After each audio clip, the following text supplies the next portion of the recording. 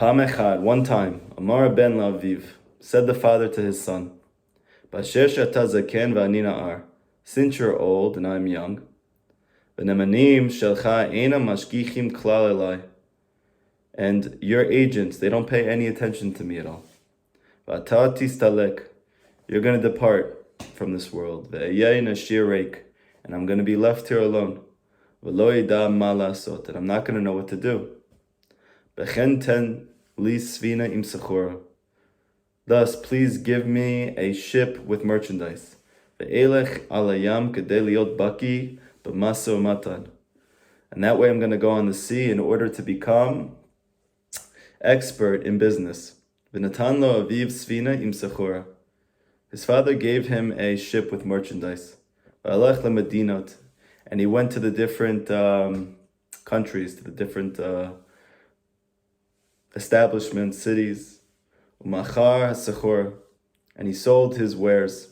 V'kanas sechor, and he purchased sechor acheret, other merchandise.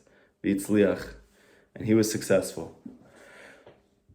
So in the Perushim, in the explanations, the two ones that we have are Rabbi Ari Kaplan's, that we've been drawing from.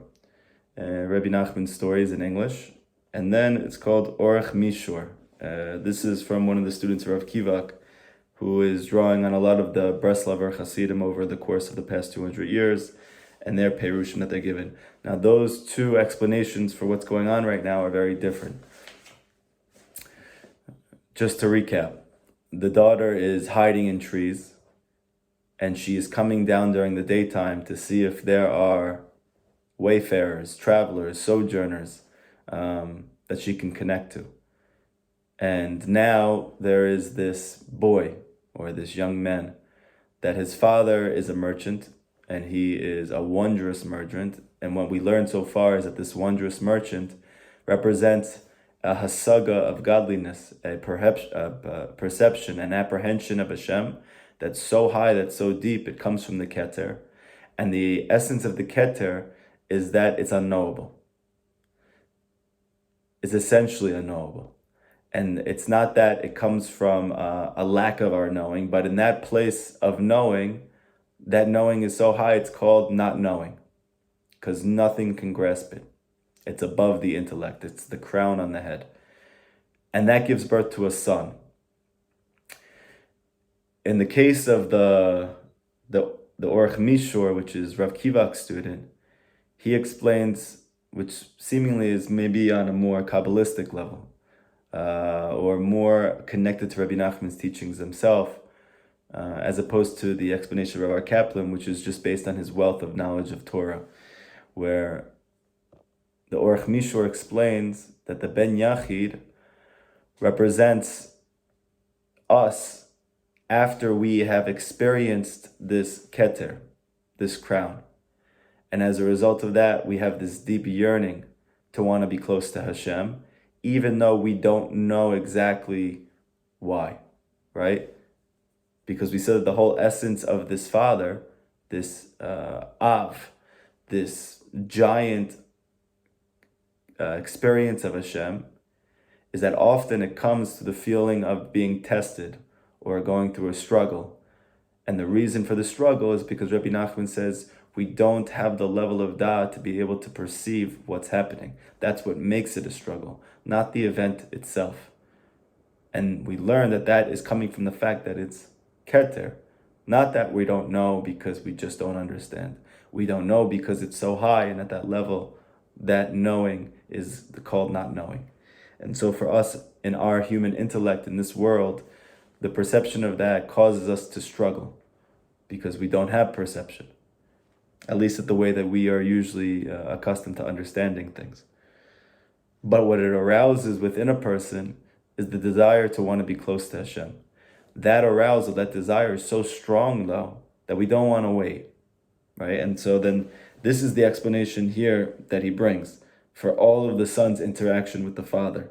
That part of us that doesn't want to wait after we have this arousal now, even though that the arousal is meant to spur on gradual, harmonious steps of growing within my own personal level, and going from level to level to level to level over the course of time, through learning, through davening, through doing my best to continuously make my relationship with Hashem more authentic and more primary, right? However, once we get that arousal, we want it right away, because the arousal we get from the Keter is so strong. So that's the Ben Yachid.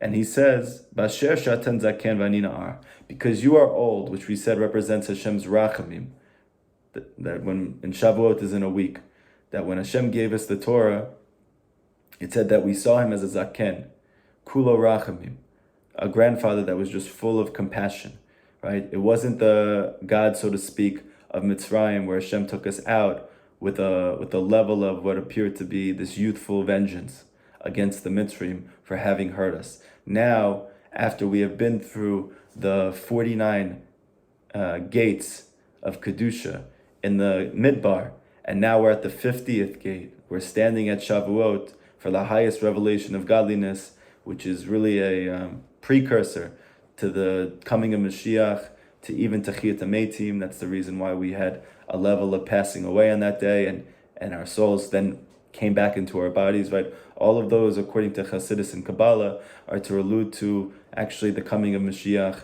the revelation of the Torah anew, right?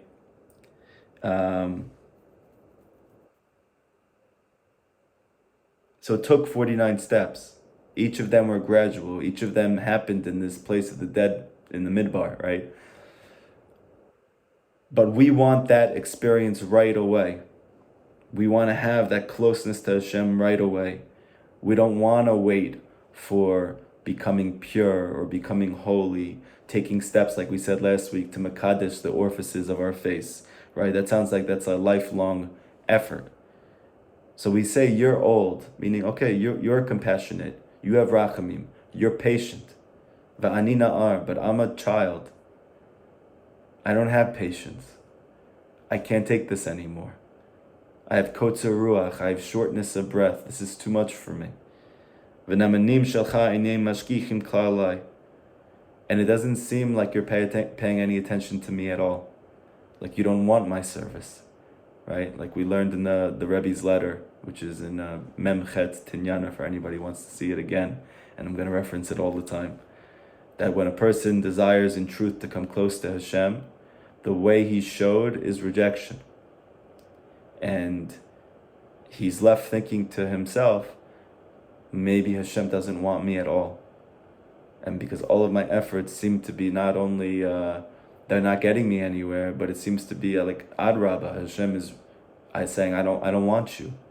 I don't want your service. And he says, don't make the mistake of thinking that Hashem really doesn't want you, because all of being distant is for the sake of being brought closer.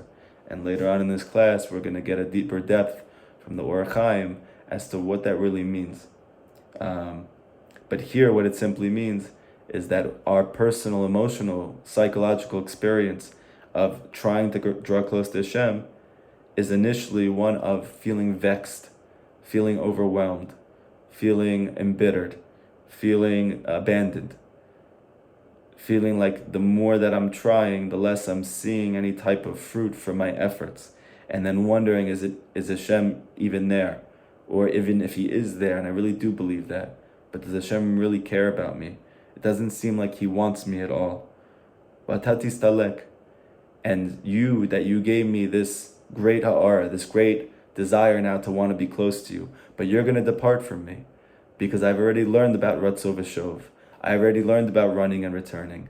And I know that this feeling is not going to last, right? Like many people have told me from these classes, that as soon as the class is over, there's like this tremendous arousal to be closer to Hashem, that you feel close to Hashem, and you want to just pour your heart out to him.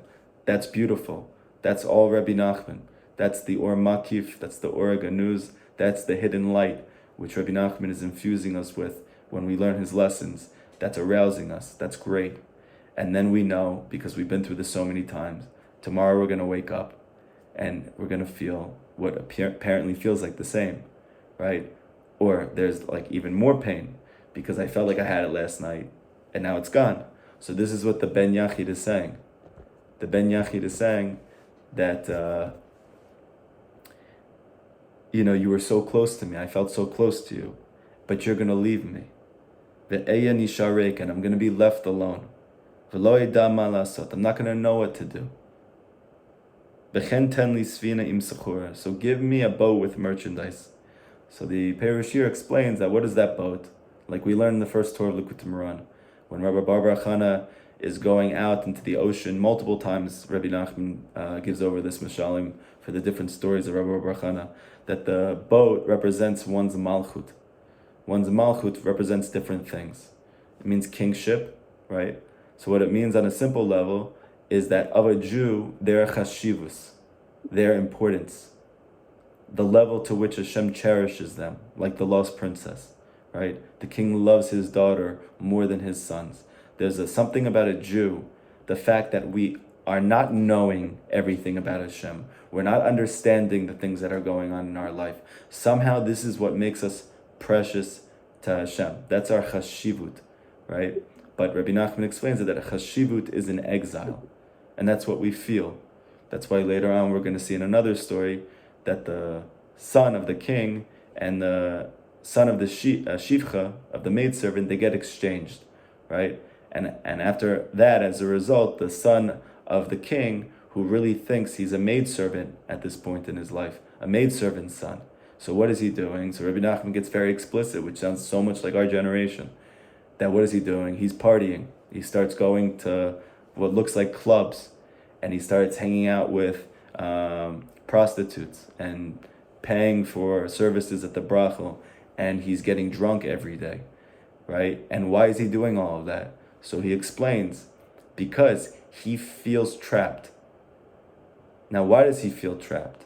So you think because he's the son of the maidservant, right? He's living a servant's life. Who wouldn't feel trapped, feeling so stuck as a servant? But you see from the story, that's not why he feels trapped. If he really was the son of the servant, he would feel very much comfortable, because that's who he is. The reason why he feels so trapped, the reason why he feels so claustrophobic all the time, is because he's not really the son of the maidservant. He's really the son of the king. And so because of that, by living this life in which he is just stumbling and bumbling around, right, chasing after every type of physical, immediate pleasure, whether it's wealth or whether it's honor or whether it's fame or whether it's fortune or whatever, all of my, limited physical desires. So then what happens? I feel totally lost and confused and hurt and abandoned by Hashem. Why do I feel all of those things? I feel all those things because that's not who I am. I'm literally the son of the king, right? Do I walk around feeling like the son of the king? No. I look at non-Jews and I go, wow, I wish I had what they had, right? That's the exile. That's the whole entire exile. That our chen, our chashivut is with them, Rabbi Nachman says, okay? Now, what is another revelation of the Malchut, beside one's chashivut, to feel that they're precious, to feel that they're important to Hashem? Malchut is also one's emunah, right? It's one's simple faith in Hashem. That's also in exile. Those two things go together, because like we've said before, that Rabbi Nachman says that believing in Hashem is not enough. That belief in Hashem has 4 elements to it. There's belief in Hashem, that He is Mechadesh, that He renews reality at every given moment, that He is the Sibat Sibot, He's the cause of all causes. Nothing happens unless He wants it to, right? Then you have belief in the Torah, the written and oral Torah, that they are the living testimony. They're the testament that Hashem left for us to be able to connect to Him. And every word is true, whether it seems realistic or whether it doesn't seem realistic, whether it's in the way that we actually understand it or it's in a whole different way. But every single word of the written Torah and the oral Torah, where the sages are actually arguing on how to understand different inyanim in the Torah, they're all true. How can that be? You need faith. But they're all true. And then you have belief in true tzaddikim, that even when they tell you to do things, right, that you can't possibly fathom, this is positive for me, right? to go in the middle of a war to a second or third world country and celebrate the holiday, not with my beautiful wife and kids, but to be in this dark place where horrible things have happened to Jews for the past however many 100 years. And now I'm spending it on this little tiny street by the kever of a Rebbe who passed away. That's where I'm spending the first day of the year, Rosh Hashanah, the time of Hichadshu, the time of renewal. It's all happening there, right? Rabbi Nachman wants us to do that. How does that make any sense? It's above our understanding, right? Reb Natan once said, I don't want to be reincarnated, right? Because in Kabbalah they explain that reincarnation is to fix things that weren't done in previous lifetimes. That's called tikkunim, right? We don't want to come back. Why? Because that means that we still have things left to fix. That's why we're all here. So if Natan said, I don't want to come back unless I know for sure I'm going to be able to go to the kever of Rabbi Nachman. If I know I'm going to be able to go to the kever of Rabbi Nachman, I'll come back, right? That doesn't make any sense. That's crazy. What does that even mean? I don't know, right? Rav Natan said that if the road to Uman was paved with knives, I would crawl to be with Rabbi Nachman in Uman for Rosh Hashanah, right? That's crazy. What does that even mean? I don't know. But you can see it's very important. So how do we get to connect to Rabbeinu? How do we connect to the tzaddik? Just like we connect to the Torah, and just like we connect to Hashem, by believing it. Believing it means I don't understand it. That's what belief is. Belief begins where knowledge ends. How do I get to believe in something that I don't understand? Simple faith, emuna peshuta, right? Hashem knows more than me. The Torah knows more than me. Rabbi Nachman knows more than me. By believing that they know more than me, that's called faith. If I don't believe they know more than me, I don't believe in them, because belief means I don't understand. If I understand exactly what they're telling me all the time, or what they're showing me, or what I'm experiencing, then I wouldn't need belief. I wouldn't have belief. I would just know. And like the Rambam says, that if you know what Hashem knows, you are Hashem, right? And so implicit in the Torah is that we're not, right? Now, while that might seem like not such a big chiddush, it actually is, because for the majority of history, people have been trying to, like, the highest level of experience is that people think I'm God. Like Paro in Mitzrayim. That everything that he did was to keep this facade going, that he was God, right? Like to the extent that in the morning, he would go urinate outside by the river before the sun came up, so that nobody saw him go to the bathroom, because that would make him look mundane. That would make him look lowly. That would make him look like a person. And he didn't want that. He wanted that people should think he's God. And you see this now with athletes, right? What's their whole thing? I'm the point guard, right? I am the, whatever. Everything is that I'm God. So why is this fascination with being God? So it comes when a person doesn't believe in God. When a person doesn't believe in God, then they need to become God. This is like but what ends up happening is it becomes very lonely in this path to try and become like God, which is that you know everything, that you have achieved this level of being above, right? But you haven't, and you can never, because you're not God. So you end up feeling very, very lonely. And that's why you see a lot of these celebrities, right? Unfortunately, when they reach like the peak of what appears to be like the pinnacle of their life, that they have all the same misfortune.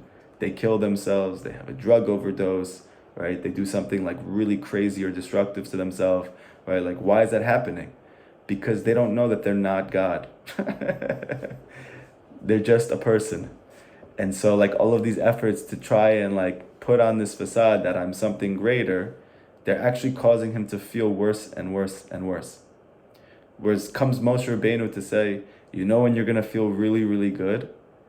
Not when you are God, but when you believe in God. Because that's really the truth. God exists, He runs the world. He knows everything. But that's not you. You're his son. Just like the father, like when your parents raise you and your kids say, why this? Well, why that? Well, why this? Why that? Well, why do I have to hold your hand in the street? And why are you telling me I can't have candy now? And what, right?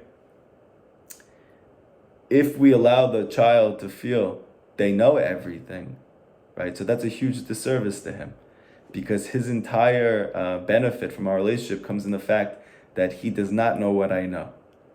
And so the same thing with us. That's what makes us the Ben Yachid. That's what makes us the Chashuv son, that we don't understand what's going on. And in that place, we can have faith. And this last level of faith is in ourself, okay? And it seems to be that this is the hardest one to have. To believe in myself. What does it mean to believe in myself? The same thing as the other ones. To believe that I can renew. To believe that I can start over. To believe that I can change. Just like Hashem, to believe that He changes, that He renews reality. So too with me. Belief in myself means to believe that I can change. That's faith.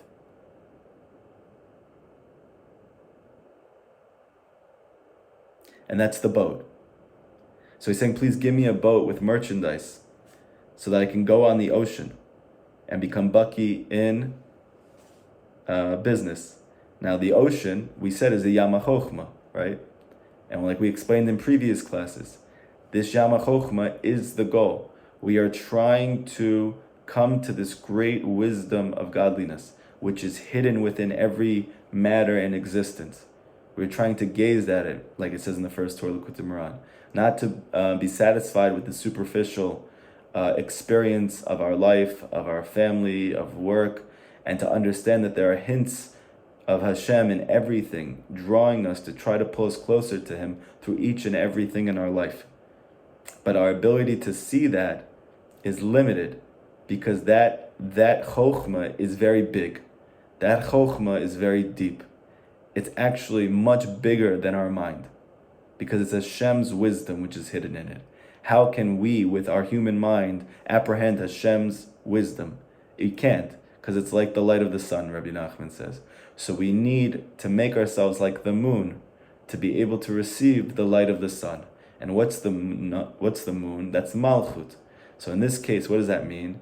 It means to understand and to believe that Hashem loves me, that He cherishes me, right? If I can't believe that, I can't grasp the Chokhmah. I'll mistake what's going on and think that Hashem's hurting me, Hashem's punishing me, Hashem's this, Hashem's that, and I won't be able to actually see the Chokhmah in the thing. The ability to gaze at the light of Hashem, the Chokhmah and Yishing, and to actually use it in a, not just a beneficial way, but in a truthful way, I have to be able to see the premise of it. The premise of it is that I'm chashuv to Hashem, that I'm precious to Hashem, and that's why this is happening to me. If I have that, now I have glasses, and I can contract the light of whatever is happening to me right now. And the other thing is faith, right? Because this comes through belief. I can't know that my difficulties are because Hashem loves me, because that doesn't make sense, right? This is above logic. It's to believe that I'm chashuv, to believe that's why this is happening to me, right? To believe that Hashem is good. To believe that things can change at any moment. To believe that all this is bringing me to the ultimate best, more than whatever I could have imagined or wanted or hoped for. And that's giving me a boat in the ocean, because now I have a mechanism with which to ride the waves of this stormy sea and to be able to experience the beauty of my life. But I can't get in the ocean without a boat. I need a boat to get into this deep, deep, deep ocean. And the boat, or what we're saying, is the tzimtzum, this contracting force to be able to experience the light of Hashem, which is called Hashem's chokhmah, His wisdom, is through faith. Faith that I can change, faith that I can renew, faith that I am important and precious to Hashem, that I'm the Ben Yachid.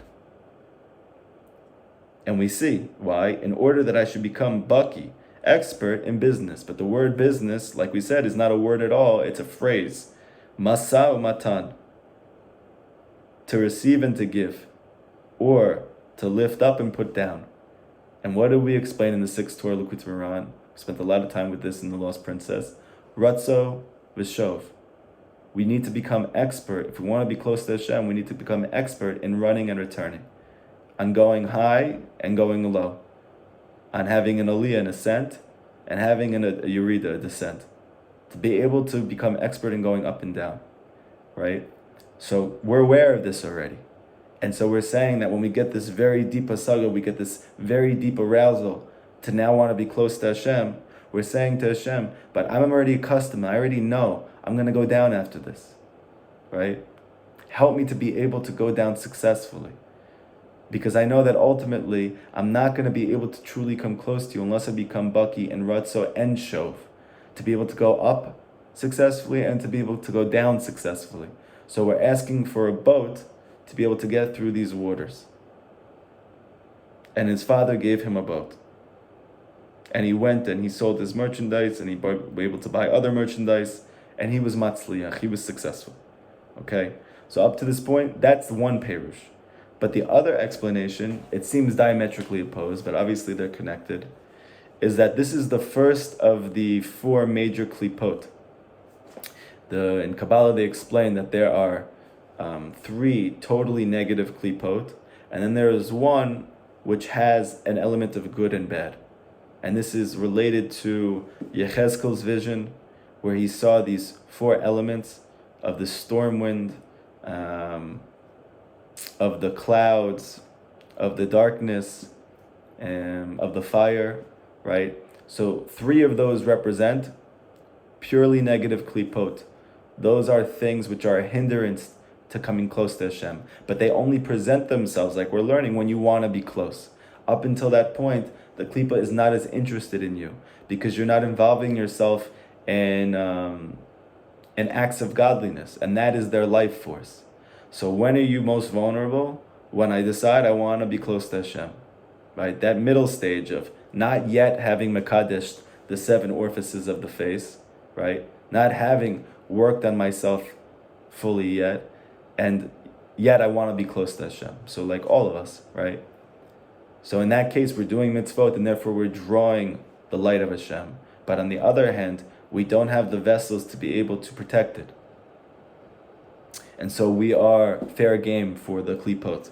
And so in that case, this first son of the father actually represents a klipa of the Yetzer Hara, or the Satan, or the Samech Mem.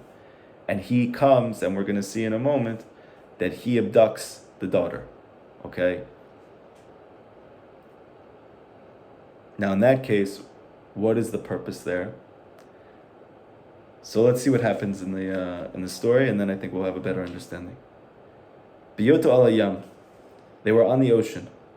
Ra'u otan ha'ilanot, and this son of the elder, right? In this case, the zaken is not the zaken of chokhmah, or of wisdom, or of compassion, like we said before. This is the zaken that we said that the Satan, or the Yetzer Hara, is old and foolish, not young and wise and poor, right? Like in the first Torah Likutei Moharan. So this son of his represents a klipa, and this klipa is surrounded by his minions, and they are on the ocean looking for sustenance, meaning looking for elokut, godliness, which they can siphon off and take for themselves. And they end up going and they find a seashore with only trees. But what was in one of those trees? It was the daughter of the emperor. V'savru shehu yishuv. So they thought, because there were all these trees there, this was a place of yishuv. V'ratzah leilech l'sham. They wanted to go there.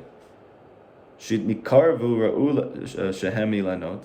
And when they came close to these trees, they desired to go back, because they saw it was just trees. B'toch ken hatzitz, but as soon as they're about to go back, hatzitz means like a deep gazing, like tzitzit. It actually comes from the root word to have histaklut, to gaze deeply. That's why the mitzvah is to look at them when we say Shema. We're looking at the Techelit, we're looking at, which is really Malchut, Amuna, Yirat Hashem, awe of Hashem, right? So here they're gazing, the Socher is gazing at those trees. The son of the elder merchant, the Tochayam, within the ocean, and he sees there a tree. V'alav kamar Adam, and he sees what appears to be the appearance of man within the tree. V'savar shemahu to'atzmo. He thinks this is an error. How can he see the appearance of man within this tree? V'agidu lisha'ar nashim shayu sham. And this klipa says to the minions who were with him, that he thinks he sees a person in this tree. V'bitu ra'u gam ken kamar Adam al ilan. And they also gaze and they see the appearance of a person in the tree. V'yashvu litkarev l'sham. And they draw close to there, to get close to him. V'shachu ish et svina im svina ketana l'sham. And the man sent a small boat over there. V'hem hayu mabitim b'toch hayam. And they were gazing from within the ocean in order to lechaven a shliach. Shelo yitem min haderech, that they shouldn't be make an error from the path. Kedei sheyelech mechuvan el ilan, so they can see what's really in the tree. V'alach hasham, they went there. V'ra'av sheyoshev shem adam, and they saw that there really is a person sitting there. V'agid lahem, and he told them. V'alach ba'atzmo v'ra'ah, they went and he saw himself, meaning the ben socher, the son of the merchant, the klipa, sheyoshevet sham, that there is a daughter of the emperor sitting there. Shetu yoshevet sham, she's sitting in the tree. V'amar lo shetered, and he told her to come down. V'amru lo, she said to him, she'ena rotzeh lichnos el sfina, she said, I don't want to go in your boat. Ki im shiavtiach, until you promise me. Shelo yigaba, you're not going to touch me. Ki im kishiyavo leveito v'yisa oto kadat, until that you bring me to your house and you marry me like is proper, according to law. V'yivtiach la, and he promised her. V'nichnasa etzlo l'sfina, she entered into the boat with him. V'ra'ah shehi mizameret al kli zemer, and he saw that she was a wondrous musician, that she was amazing at playing instruments and making music. V'yechula l'daber bechama l'shonot, and then she spoke many different languages. V'samach al sheniz demanalo,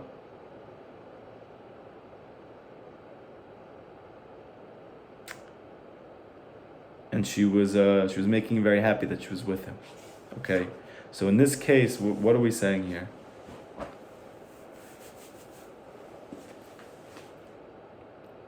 The daughter, who we have said so far, represents the chassid, the disciple of the tzaddik, that the tzaddik left us.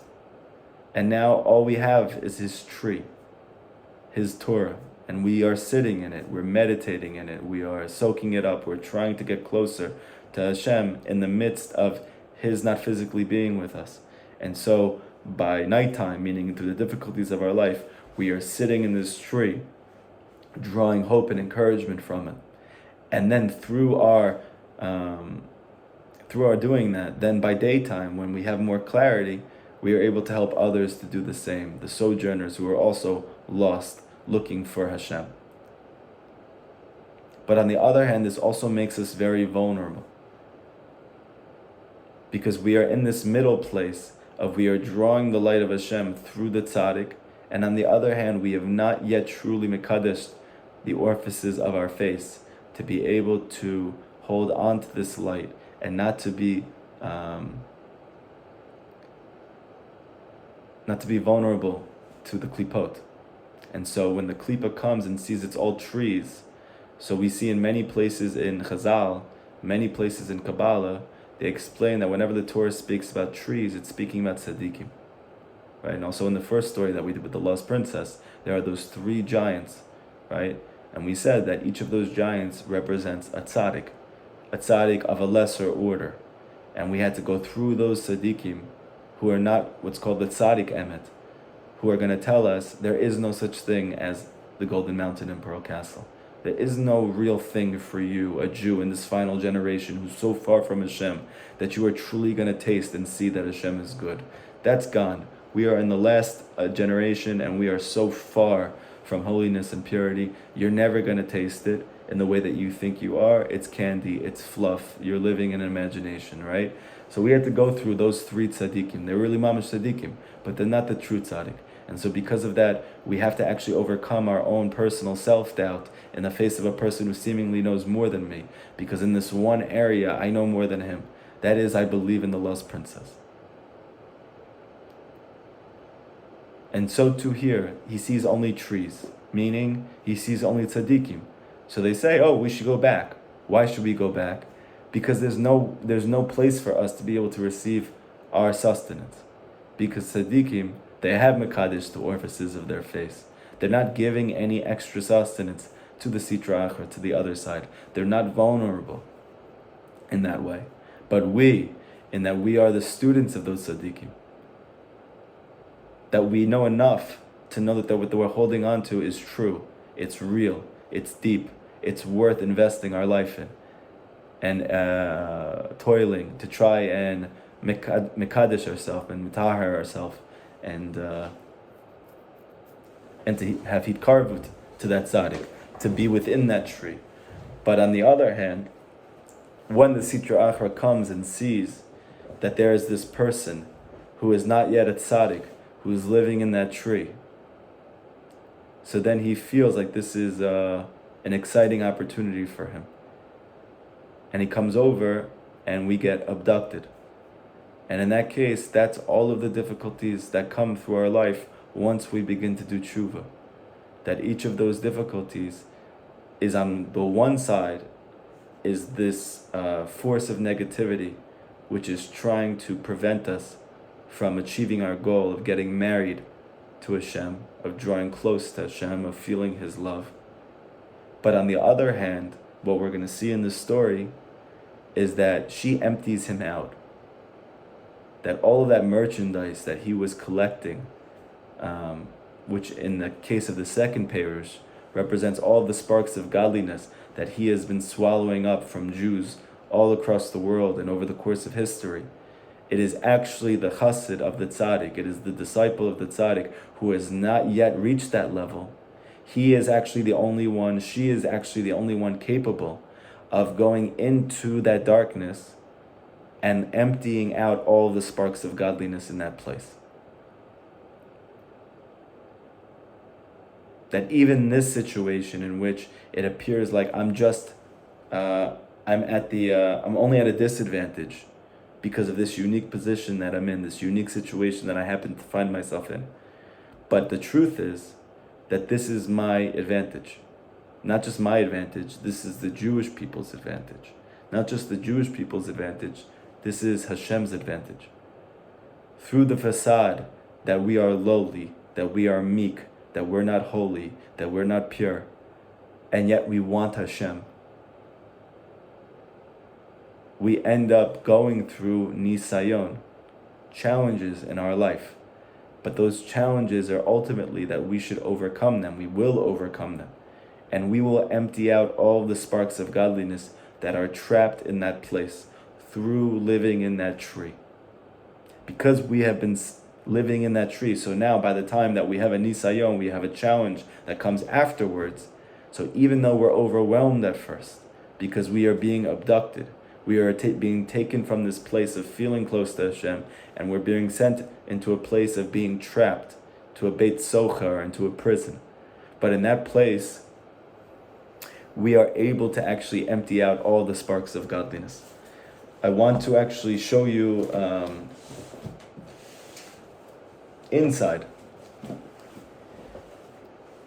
We're going to do another Perush. So like I told you in the last class, there was a period of about 3 to 4 years where I was trying to do a different commentary on the Torah each year. Starting with the most famous one of the Rashi, to do the second most famous one in the Ramban, and then ultimately to move to the third most famous one in the Orach Chaim. Now the Orach Chaim is very unique for a lot of reasons.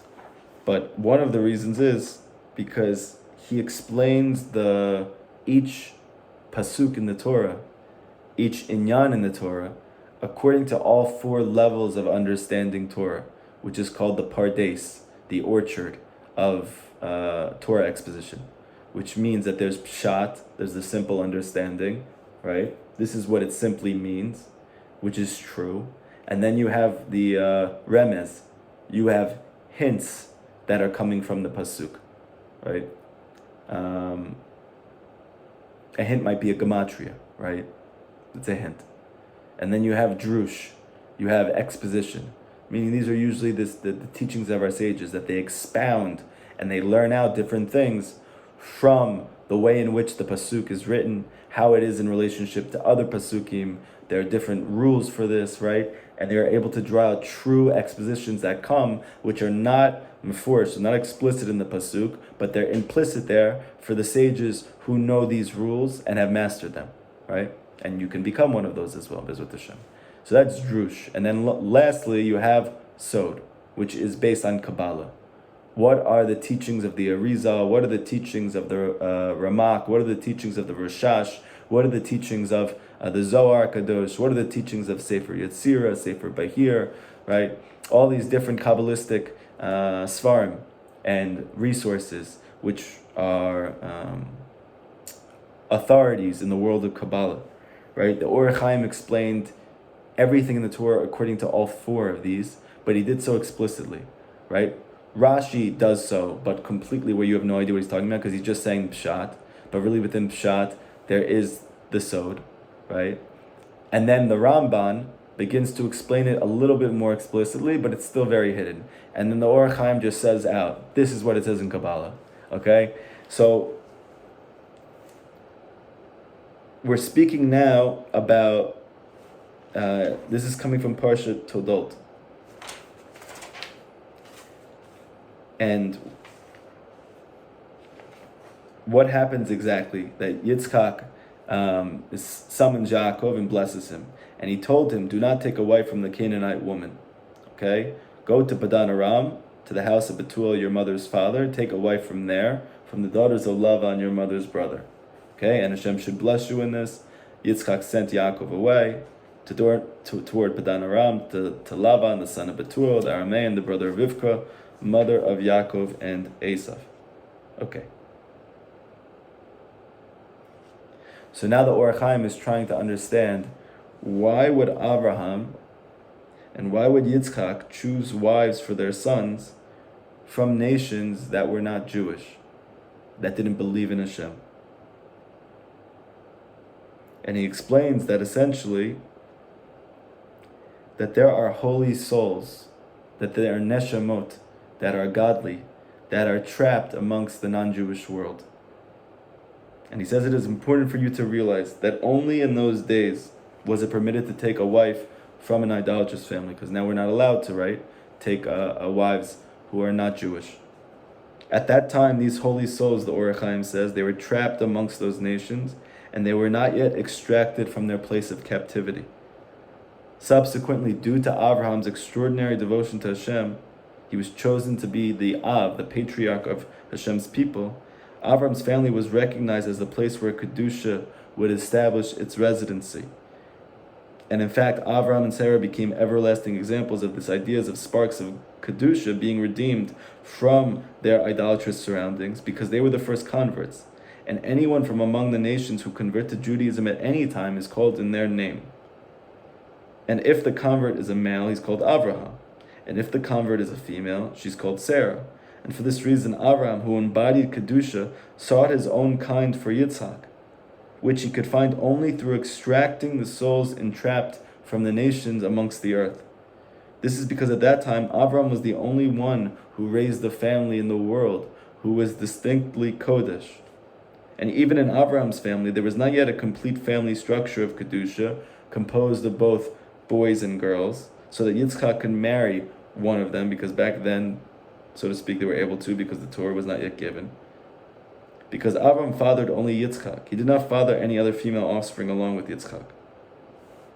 According to the above, it means that Avraham fathered Yitzchak alone, without any appropriate mate, just like when Hashem made Adam and he couldn't find a mate. Similarly, Yitzchak himself had no daughters, because the sparks of Kedusha of the females that would become part of the Jewish people were still in captivity. And for this reason, Yitzchak sent Yaakov to find his future wife, his missing half, outside their immediate family again. However, nowadays that we have reached the day for which we had hoped, in the sense that the roots of Kedusha have blossomed and developed into the Jewish people, the staff of great splendor has bloomed, and the tree of life, meaning the family of the Jewish people, is now identified with Yaakov and his children.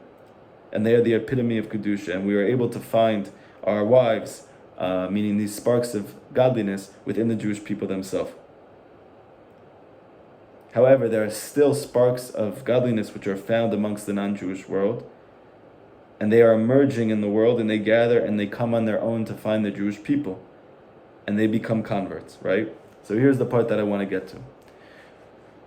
The reason that Avraham opposed taking a wife for Yitzchak from the Canaanites, though, as the sages have said, is because Canaan is cursed, and the children of Avraham are blessed.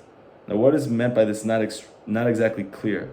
However, based on what I wrote, we can understand. How is that?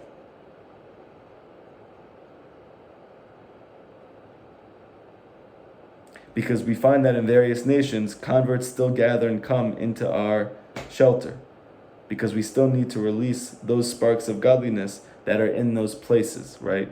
And now the Or Chaim says like this: and now that Hashem has revealed all this to us,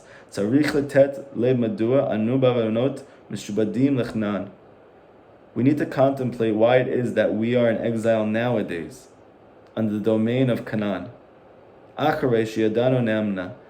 Since that we know with certainty,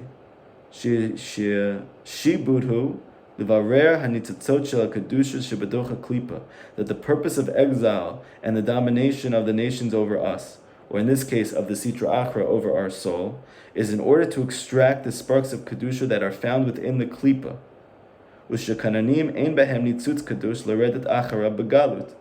And it appears that the Canaanites have no left sparks of Kedusha that would warrant us to go down into exile to recover it. V'timsa kin Mitzrayim hasher nitrokna minutatzot. For example, you're going to find with Mitzrayim that was emptied out all of the sparks of Kedusha. That's what said that the Jews didn't leave Mitzrayim until they first made it like a trap that contains no grain, and like deep waters that have no fish. Meaning they emptied out Mitzrayim, there was a spiritual emptiness there. They took out all of the godliness that was there. And since there was no sparks left in Mitzrayim, there was no purpose to our being there. So we left there. And there was no purpose to their existence anymore. So the Mitzrayim drowned. Indeed, this is the reason that the Arizal says in the Pri Eitz Chaim for the prohibition to dwell in Mitzrayim. It's actually a mitzvah lo taseh. You're not allowed to live in Mitzrayim. Why? Because there's no godliness for you to take out from there anymore. And if this is so, that there's no more sparks of godliness, how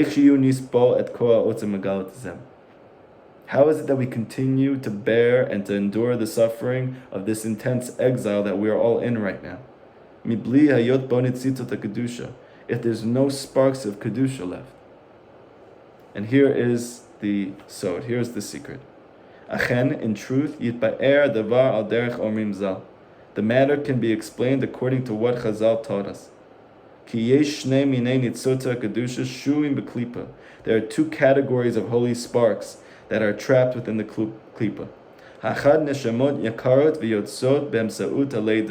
One category is the precious souls that emerge through birth, such as Abraham, Sarah, Rivka, and Rachel, and also such as the souls of Rabbi Chanina Pentrajo, which emerge from the relationship between Shechem and Dinah. Other examples of precious souls include those like Ruth from Moab, who David HaMelech came from, the Mashiach comes from, and Naamah from Ammon, Onkelos, right, the Ger.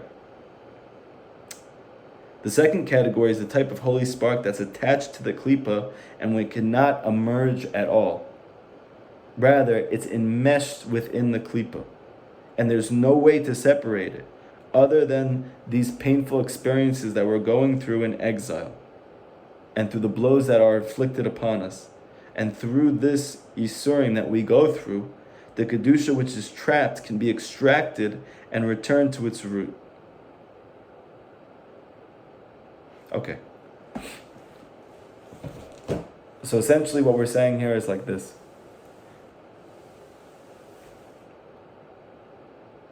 there are two levels of sparks of godliness. And we have essentially already emptied out all of the sparks which we can, which have a neat distinction between the spark and the klipa. However, there are still sparks of godliness left that are completely enmeshed in the klipa itself. There's no way to neatly extract it. The only way, so to speak, is that almost like a virus, right? It comes into you. You go through some type of sickness, right? And then you heal. And when you heal, the infection dies. So to speak, before the infection dies, right, it still has its koach. However, paradoxically, through you becoming infected, through you going through this challenge in your life, and you overcoming it, you actually kill the challenge. And as opposed to just sickness, well, I guess in this case too, they say that when you go through a sickness and you overcome it, so then actually your immune system becomes stronger through the bacteria. I don't know where we're at now in science. I haven't really looked at these things in a long time. But, and for sure in the realm of spirituality, anytime that a person goes through a challenge in their life, or in this case, when we go through a spiritual descent after we've had an ascent, and you are truly in the tree of the tzaddik, right? You are trying your best to learn his teachings and apply them in your life, to meditate on them, then for sure any nisayon that you go through is a real nisayon, meaning that there's good to be had in that place. What's the good? It's the sparks of godliness that are trapped there. But they're not just trapped in a way that if we, perceive it in the right way, we can just take it out. No, they're literally enmeshed in there.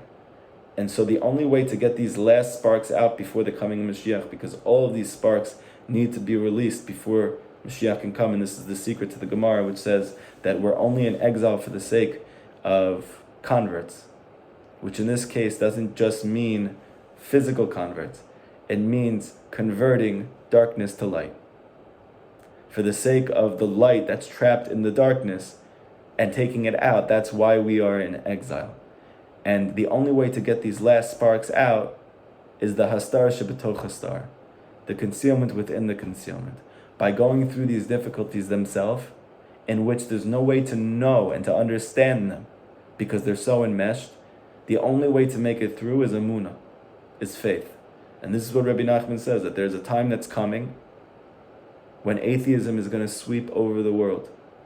And he wasn't just talking about non-Jews, and he wasn't just talking about secular Jews. He's saying everybody. Atheism is going to sweep over the heart of mankind. Everyone is going to be plagued with doubt and confusion. And he says that the only ones who will make it are the ones who have emunah. And he said that even though this won't really truly console you, because you're still going to have to go through it, but it should give you comfort to know that I predicted it. And in that sense, you know that Hashem has a plan, and it's only good, right? Now, we're going to see through this story, what ends up happening is that she is going to play this music, and she's going to have him drink wine. And as a result of the klipa in this case getting drunk, right? He thinks he's getting drunk for a good reason, meaning he's taking out all of our life force. And really, it's all a facade. We are getting him drunk for the sake of taking out the spark of godliness which is trapped within him. And then what ends up happening is we empty out all of his merchandise. So all of these sparks of godliness which he has collected from our brothers and sisters in exile, we are releasing them through our faith.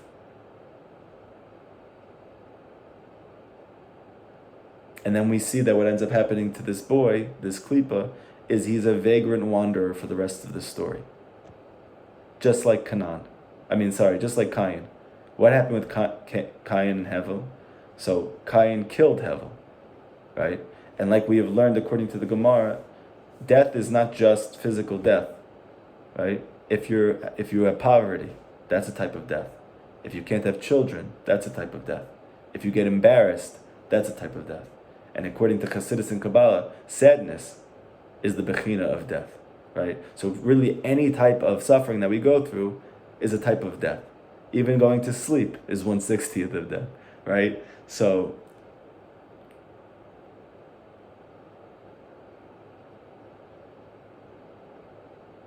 but the purpose of all of these things is to wake up. That through our going to sleep, through our tardema, like we learned in the last story, right? We are able to take out sparks of godliness which have become trapped in this place. And we do it through music. Okay? What is the music that she's playing that's causing him to become so infatuated with her? So Rabbi Nachman explains in many places in Likutei Moharan that the way that we have a geula in our personal life, the way that there's geula in the Jewish people, it all is through music, which is why Mashiach, King David, is called the sweet singer of Israel. Why it says that he's Yodea Nigun, he knows music, right? What is music? Rabbi Nachman says music is the ability to extract good notes from bad notes. That's what music is. And he says that every shepherd has their own unique song. Every Jew has their own unique song. So what is that song? It's the song of their life. And how do they make that song? By going through the difficulties and the travails of this world and pulling out all of the good that's in there. Every good point that they're able to draw out, every nekuda tova within themselves that they're able to pull out, even amidst their doubts and confusion. Each of those good points, each of those chokhmas, the good that they can find within the difficulty, the revach, the expanse, which is within the beitzar, which is in the constriction. That's the concept of taking out good notes from bad notes. And what happens when you do that? That's music, Rabbi Nachman says. So like when you have a guitar and you have a musical scale and you want to make a song, you have to first try out notes. And what you're going to find is there's notes that don't fit, right? But then ultimately you hit a note that's beautiful. And when you're trying to find the next note, you're going to have to go through notes that don't fit. It doesn't feel right, right? It's like, this is not nice. This is worse than if I never played the sound. But then you get to another beautiful note. Now those beautiful notes are on the backdrop of these dark notes, we're going to call them. And with each of those notes, we are creating music. And music, says the Gemara, is the place of joy. It's the place of prophecy, right? That's why King David was used to help people move out of sadness. Because the Mashiach is Yismach. Mashiach, Yismach. He's here to make us happy. How does he help make us happy? By helping turn our lives, instead of them being like these sad, hopeless stories, they become these heroic, courageous music. That by taking the good from the seemingly bad of all these different experiences we have in our life, we're able to make songs. And so for the klipot, what appears to be our beauty for them, which is that because we're going to be taking out all of the good in these places, meaning kedusha, godliness, that will make him much wealthier because he's going to be able to siphon off that life force, because he sees we're not holding at the level of trees, of tzaddikim, but actually through the faith that we will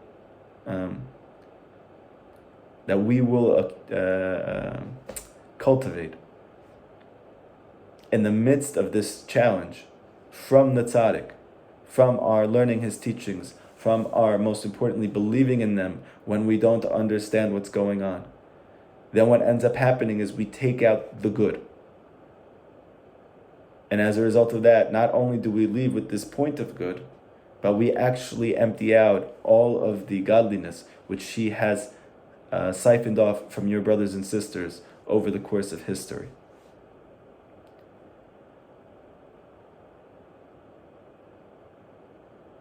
That's the music that we're playing.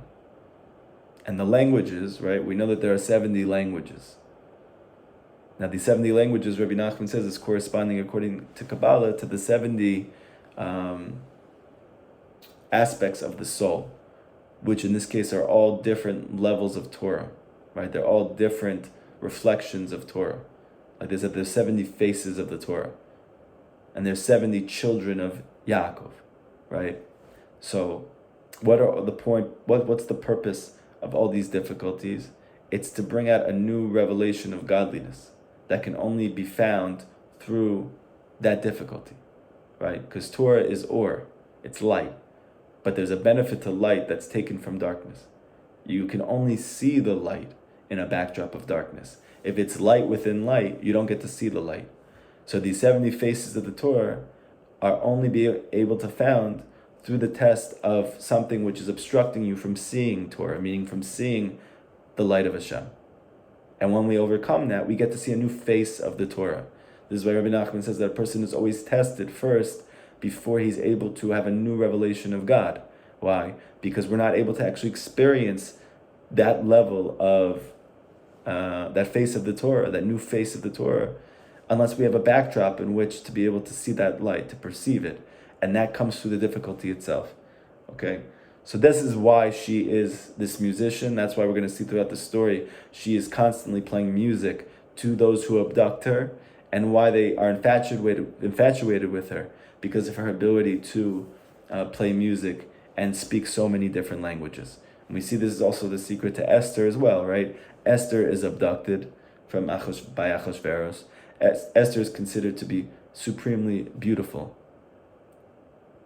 And part of the reason that people find her so beautiful is the fact that everyone thinks that she's like part of them, right? Everyone thinks that she is from their culture, right? But if she's so holy, so then why do non-Jewish nations think that she's a non-Jew? So they think that because this is the facade which Hashem allows the klipot to experience from us, that we are not yet at the level of Mordechai. We're not yet at the level of the tzaddik. We are the chassid, we're the disciple, we're the wife of the tzaddik. And as a result of that, we don't appear to be holy. We don't feel holy. We don't appear to be pure. We don't feel pure. But that facade is what allows them to marry us. And then through our faith in what Mordechai teaches us, we are able to empty out all of the kingship of Persia, or in this case, all of the sparks of godliness which are trapped in whatever situation that we're going through, or whatever place we find ourselves in.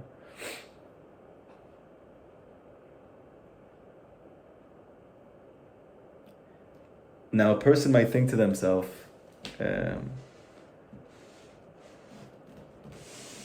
what if the damage is just too much? You know, like, I've had many people, and myself, that feels like I'm not the same anymore, right?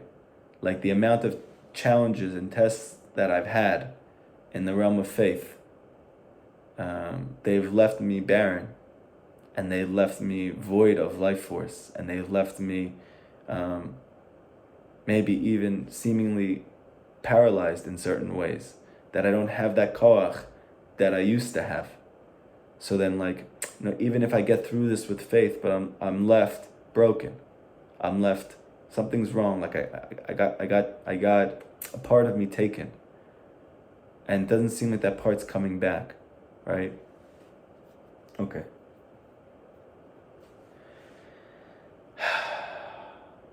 I had a very, very beautiful experience yesterday as I was learning Masechet Shabbat.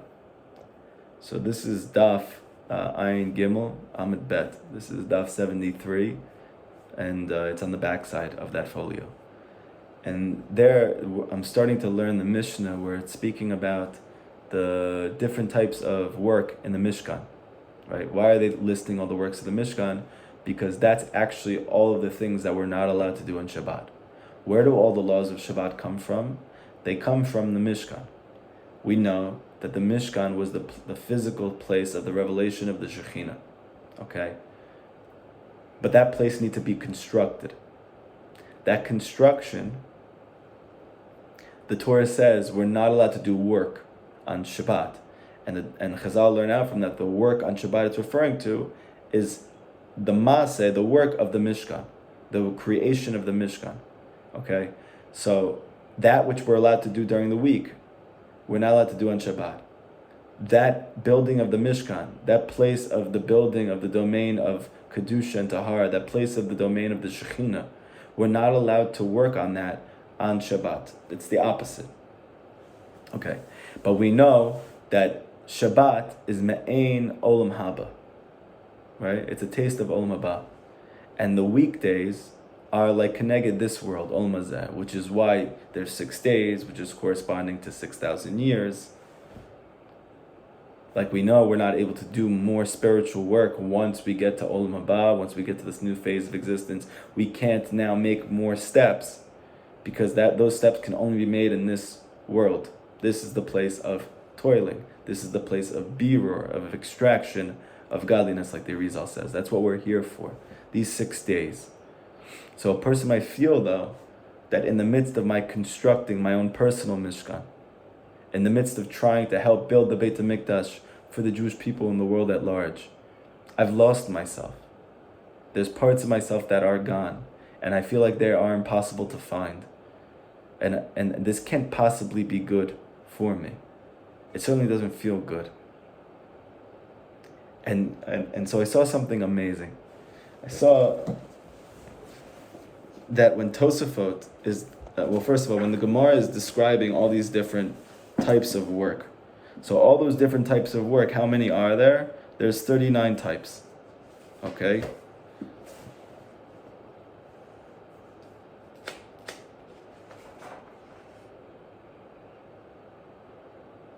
For instance, you have you're not allowed to sow, you're not allowed to winnow, you're not allowed to crush, you're not allowed to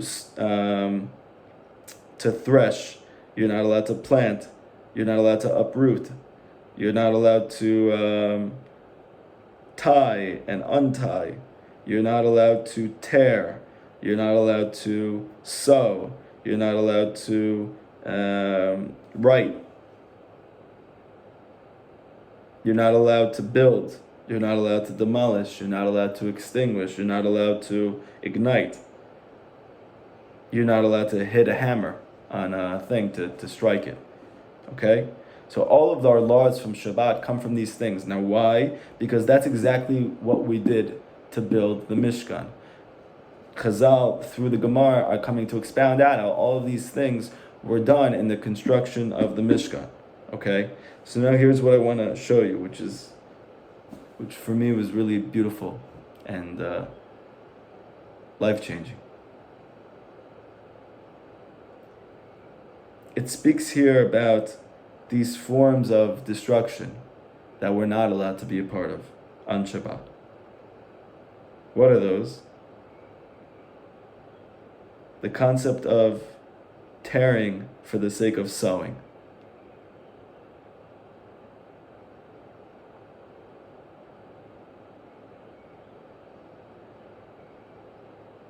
That I'm erasing for the sake of writing. That I'm demolishing for the sake of building. So, if we're not allowed to do that on Shabbat, it's because we are allowed to do it during the week. So the way that I understand it, according to what we're learning, is that even though we're not allowed to break on Shabbat, meaning in Olam Haba, we're only going to experience good. There's no more destruction then. There's no more falling apart. There's no more ripping and tearing. There's no more erasing. But it sounds from here, it's mashma, there will be during the 6 days. There is during this world. But you'll notice that, and Rashi brings this out, that even when it doesn't say it explicitly, he says here,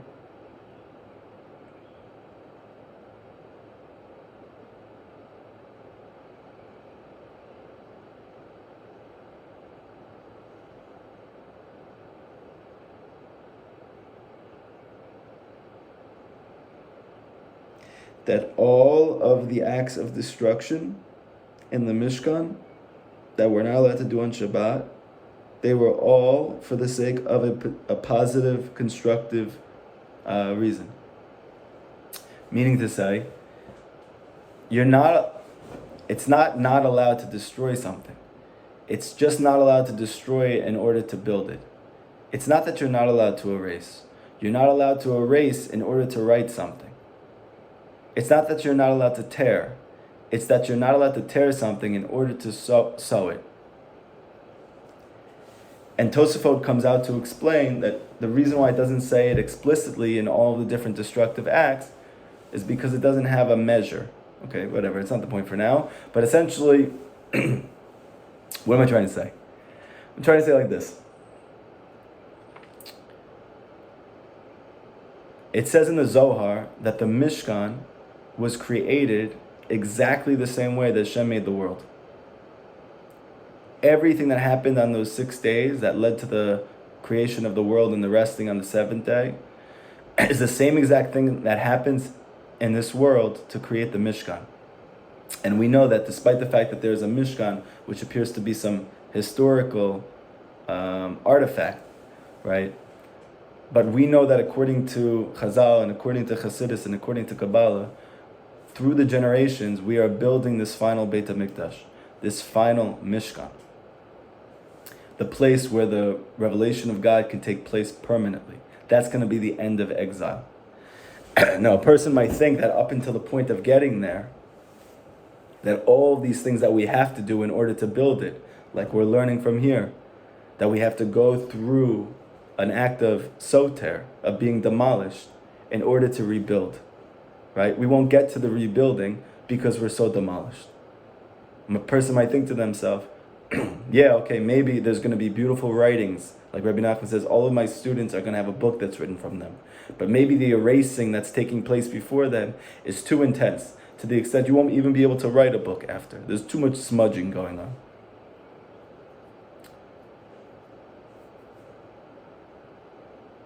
Or a person might think, I'm not going to get to the point of ignition because the extinguishing is too intense. I've lost all my chiyut, I've lost all my life force. I won't be able to ignite from this place. Comes the Gemara, comes Chazal, comes Rashi, comes Tosafot. These are the simple explanations of the Torah to say that on Shabbos, these things that are not allowed, because these are what are used to build the Mishkan. These acts are only not allowed when they don't serve a constructive purpose. Meaning to say, Hashem never does anything to us in the form of harm, in the form of damage, in the form of challenge, in the form of difficulties, and the form of what feels like being extinguished, being erased, being demolished, unless it's almanat, for the sake of building, for the sake of writing, for the sake of igniting. It's not allowed, right? It's not it, right? The Mishkan is the world. The Mishkan is our life. Our whole life is to build a Mishkan. And those things that we use to build it, we can't do on Shabbat. So lest the person think, I'm not allowed to just do destructive acts on Shabbat. Why? Because we do them during our lifetimes. No. There's no such thing, you're learning. There's no such thing in the building of a Mishkan as a purely destructive act. There is no such thing as a purely negative occurrence. There is no such thing halachically. There is no such thing historically. The only work that's done in the Mishkan is acts which are temporarily, seemingly deconstructive, for the sake of being on a higher level, much more constructive and beautiful. And I believe that this is the secret of what Rabbi Nachman says in Likutei Moharan, which many people just see this as a quote, and they go, wow, that's so beautiful, right? I even heard of somebody who did tshuva just from hearing this. But this is a Torah in Likutei Moharan. This is Rabbi Nachman, he says, study this, right? Meditate on this, pray on this, learn about this, expound on this, have chidushim on this. This is not a quote taken from an inspirational Jewish quote book. This is actually a Torah in the Likutei Moharan. Kuf Yud Bet, 112 in Tinyana. Le'inyan itchazkut leval yipol ha'adam b'dato mechamat ribui pagamim v'akilkulim shekilkel. Like the Gemara said, like Rashi says, there is no act of kilkal. There is no act of destruction in the Mishkan. There is no act of destruction in our life, purely destructive acts. They don't exist. Comes Rabbi Nachman to say, how do I strengthen myself? How does a person strengthen himself despite what appears to be a proliferation of lackings, of kilkulim, of destruction? Shekilkul al yedei masav, whether it's through my actions, whether it's through the events that are taking place in my life, I just feel so much holes. I feel so lacking. I feel so imperfect. I feel so weak. I feel so vulnerable. Anava Avmar, Rabbi Nachman stood up and he said, Im ata ma'amin, if you believe, shiacholin lekalkel, you're able to break. But literally it means that you're able to destroy. Tamin shiacholin letaken, you must believe that you can fix. You must believe that you can repair. These language of lekalkel letaken, this is the language of the Gemara. This is the language of Chazal speaking about the building and the destruction of the Mishkan. That's what this is. Why is Rabbi Nachman saying, if you believe that you can break, you must believe you can fix?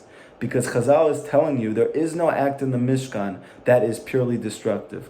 All of the seemingly destructive acts are for the sake of fixing.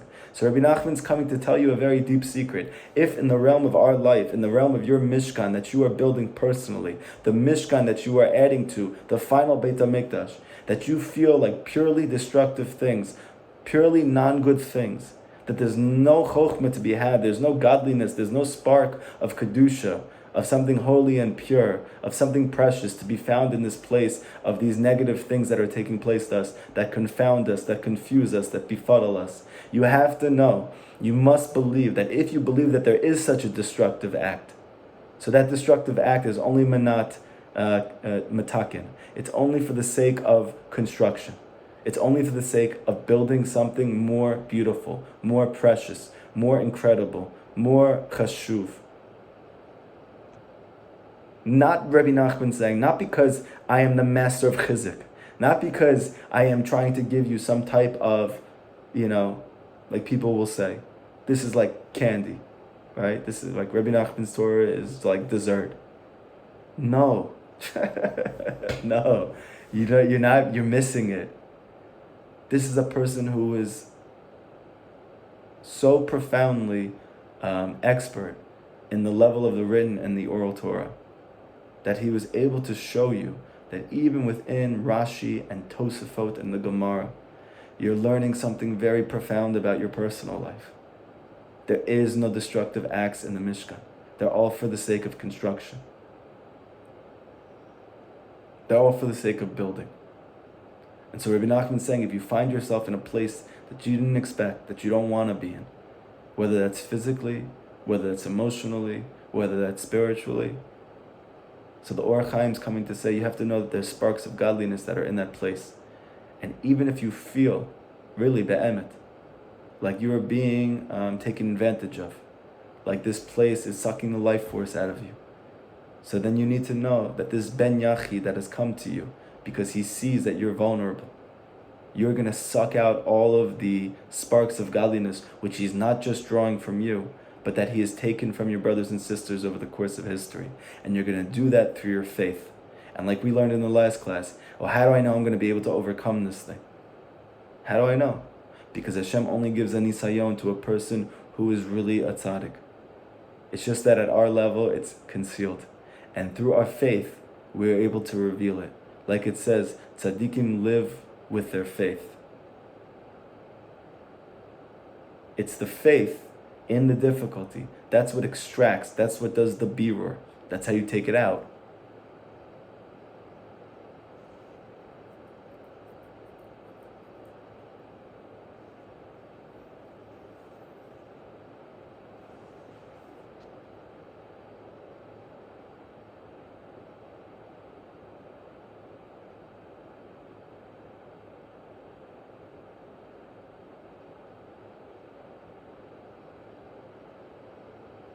And then we get to make a beautiful song. And this is Geula, right? King David is fighting all these wars. But what is he really doing? He's making the most beautiful music that only he can, right? Like it said about Moshe and David in the Gemara. Why does it say that Moshe, he said it was kechatzot, it was like the time of Chatzot when Hashem came and saved the Jewish people from the Mitzrayim, like Chatzot, whereas King David, it said he got up at Chatzot, right? So the Gemara says, because Moshe didn't actually know the exact time of Chatzot. He didn't know the exact time when darkness turns to light. Whereas King David, he knew it very well. How come Moshe didn't know it when he was the beacon of all truth, when he was the revelation of all godliness came from him, right? He was the epitome, says the Rizal, of Da'at, of knowing, of understanding, of perceiving Hashem within the events of his life. He's the tzaddik. Why is it that David, the one who doesn't understand what's taking place in his life, the one who doesn't have clarity, the one who's going from war to war to war, how does he have this profound knowledge of the peak and pitch of darkness, that it's so dark in this place? And that's B'davka when the light turns. That's B'davka where Geula, redemption, comes from. It's because he knew song. He knew music. He knew how to take the good out of the bad. He knew how to have faith in these times in which he didn't understand. And through that faith, through not understanding, that he was only able to exert in the place of not understanding, he was able to go through these difficulties, these wars, which Moshe didn't, right? Yeshua was fighting the war, the Chassid is fighting the war, and Moshe is on top praying. And we're looking to him, and when we do, then we win. When we look down, we lose.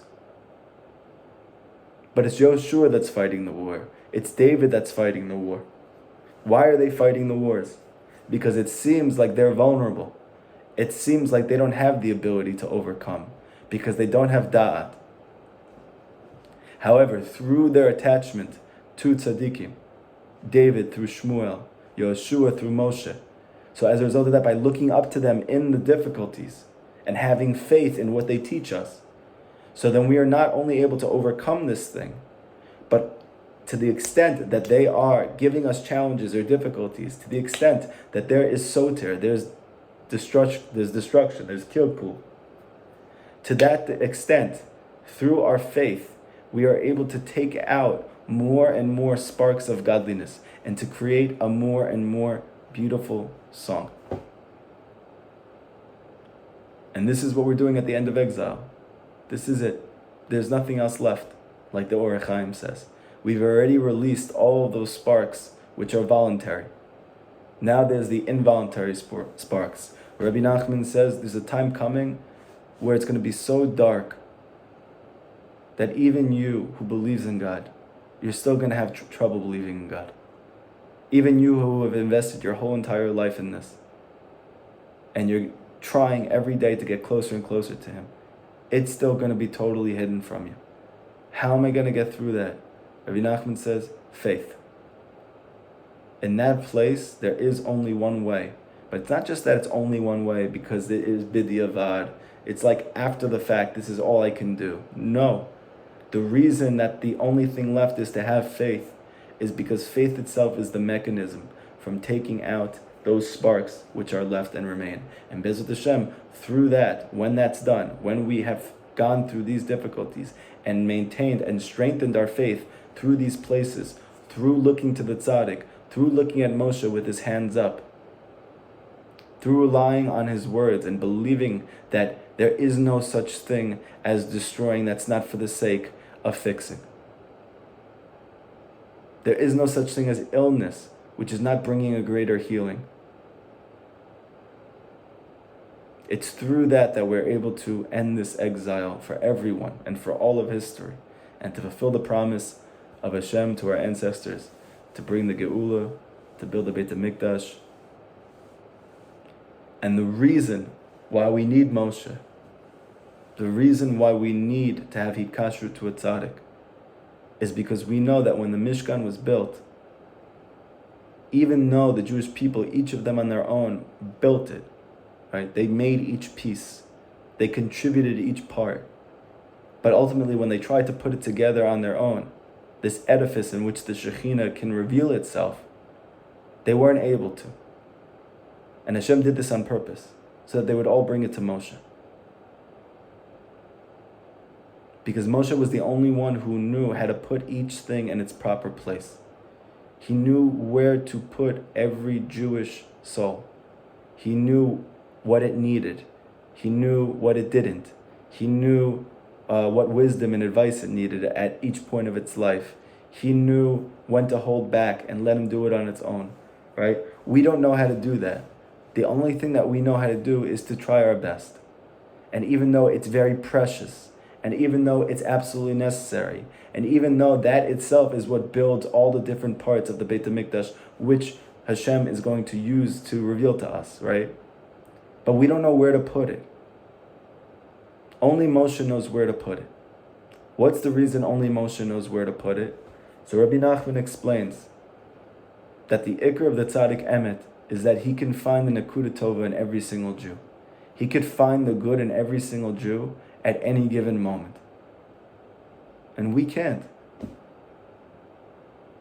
If you can honestly look at yourself in the mirror and say to yourself, no matter what I'm going through, no matter where I am in life, no matter what I do, I can truly see the good in myself.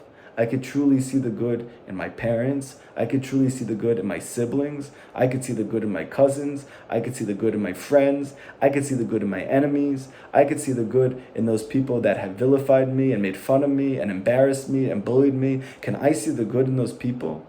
Can I see the good in that Jew that did something horrible, that got on the news, that he's now being arrested for and convicted for and he's in jail the rest of his life for? Can I see the good in that person? If I can admit that I can't see the good in everyone all the time, including myself, then I can understand why I need Moshe in my life. Because all of those Nekuda Tovas, all those good points, that comes from the darkness and the backdrop of the difficulties of our life.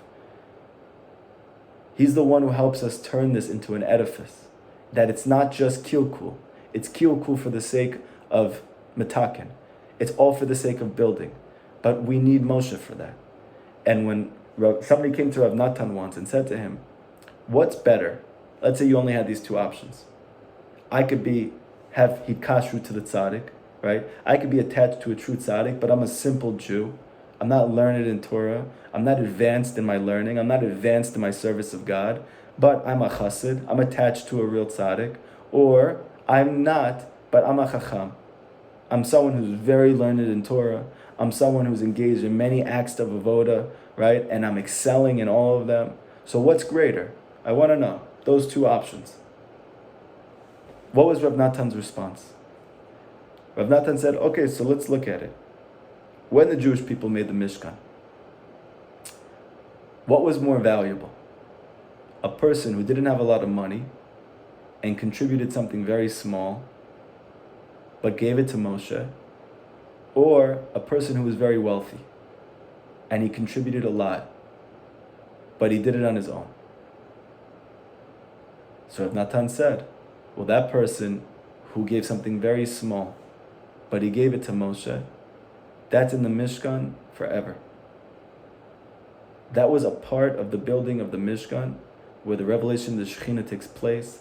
That's a part of the building of the Beit HaMikdash that's going to be here for everybody's benefit for the rest of history, for time immemorial. That little bit of good, whatever you gave, but that building doesn't exist without it. But that person, no matter what he does, no matter how much money, no matter how much spiritual wealth he accumulates, if he does not give it to Moshe, it doesn't get in the Mishkan. And what's the reason? Because Moshe can find the good in every Jew. And somehow it's impossible to build this building unless you can do that. And this is the secret of Rabbi Shimon Bar Yochai said in the Gemara, which is why we venerate him, on Lag BaOmer. He said, I can don the whole world l'chav zchut. That's what makes the tzaddik the tzaddik. It's not because we're trying to, idolize, chas v'olila, somebody, a person. We're not trying to create a new fabric of Judaism because we feel lost and confused and we're just looking for hope. No, it has nothing to do with that. The leader needs to lead because he's the only one who can lift up and erect the Mishkan. And the reason he can do it is for one reason. Because of everything that he has toiled for and achieved in his life. He has reached the epitome of humility. And because he has reached this apex of humility, that he has no ego now anymore whatsoever, he can truly see the good in every single person. And that's necessary for every Jew to be a part of this Beit HaMikdash, this Mishkan, to be a part of this final Geula, and we need that. That's what we're all praying for. Does anybody have any questions from today's class?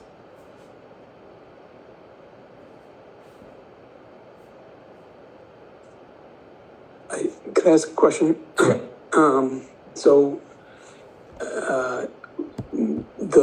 The emperor's daughter was on the tree, and then all of a sudden the merchant's son came. So how can we differentiate our lives between the times that we're up in a tree and just waiting for that opportunity to find the noga or whatever it is, versus just like sitting there and waiting? Because I feel like being the emperor's daughter on the tree and coming down every day and not seeing anybody is sometimes even harder than being in the thick of action, right? Right. And so sometimes, like, maybe somebody could feel like they're working their whole lives, but they're just on the tree and they're not doing anything. Right. So this is something that we're going to have to keep reminding ourselves. It says that when Moshe wanted to get to the land of Israel, Hashem said he can't come in. But Hashem said you could see it. So when Moshe went up to the top of the mountain and he saw Eretz Yisrael, he prostrated himself on the floor. And the Torah didn't say why. So the Gemara comes to explain what he saw there. Okay, so the Gemara has two answers, which Rabbi Nachman says that they're really one answer. Okay, like we said before, when the statements of the sages are all true, even if they're saying different things. Okay, so what was the first? That he saw emet. He saw truth. What did he see in the land of Israel? He saw the truth. That which was concealed from him his whole life, he only saw at the moment before his passing, which is the truth. Okay? What was the other thing that he saw? He saw erech apayim. He saw patience. What did he see in the land of Israel that he didn't see his whole life? Patience. Now, what is the land of Israel? The land of Israel actually is the Shekhinah. Why did he want to be there so much? Because that's where God is. The land is the physical manifestation of the living presence of God, is the Shekhinah. The land of Israel is the place of Kedusha, right? It says that there's 10 measures of godliness, and they're all found in the land. So when Rabbi Nachman says every Jew needs to yearn to be in the land of Israel, he's not just talking about the physical land. He's talking about reaching the spiritual level that I am truly holy and pure. That's called living in the land of Israel. And you have to yearn to live, and that's why he says you need to always yearn to live there. What is there that's so great? What is there that's so precious that we don't see now? So we don't see the truth. What's the truth? Patience. That if we just wait, we're going to see that everything is good. If we could just wait. But waiting takes time. And the land of Israel is not something that's conquered in one moment. The land of Israel takes fighting all the enemies of Canaan, the 31 enemies of Canaan. It takes years of toiling to ascend to the land of Israel, the place of Kedusha, right? So what maybe appears for me or you to be forever, but really how long have I known Rabbi Nachman's teachings for? How long have I been working at this for? A few years. So every day might seem like a lifetime for us. Because we're really working, we're really trying. And maybe those days that we weren't, time was going by quicker, because I was able to distract myself with a million TV shows and Netflix series and binge watching. And now I'm not doing that as much, and I'm trying to learn and to pray right? So, but really it's been a very small amount of time. And in relationship to our life, for sure, it's a very small amount of time. And in relationship to the fact that we have, according to Kabbalah, like all the souls in this final generation are old souls, which means that we've been here before, many times. So, in relationship to all of our lifetimes, this is for sure a very small amount of time. And then if you do that in relationship just to the existence of the world, which the whole purpose of this is some final goal for all of us. So this is a very small time. And all of this, why am I saying it's a small time? Not because we should feel yayush from this, but we're a part of the building of something which is collective. Something which every part of it is built off of something else. Every Jew is a guarantor for every other Jew. So whatever you're doing now, it's not just like, oh my gosh, like I feel like I'm barely doing anything. No, you've been here many times before, and you've done much in those times. And now we have to finish it off, right? We're here to finish it off. So in our work to finish it off, that light that's left is enmeshed in darkness. It's no longer like in previous generations or previous lifetimes, so to speak, where there is this clear demarcation between the light and the dark. And through my Torah learning and through whatever, I'm able to take it out. Now I actually have to literally be encumbered by the darkness. I need to be encumbered by bilbul, of confusion, of not understanding, of lack of clarity, and that's the cause of the pain, right? The pain is coming from not understanding, not seeing my friends, like you said. It feels lonely, right? All of that is the darkness of this final aspect of exile. And by just simply being here, we are taking out that last part, which can only be taken out through our becoming enmeshed in it. So that means feeling alone. That means feeling like it's not productive. That means being confused, right? All of that.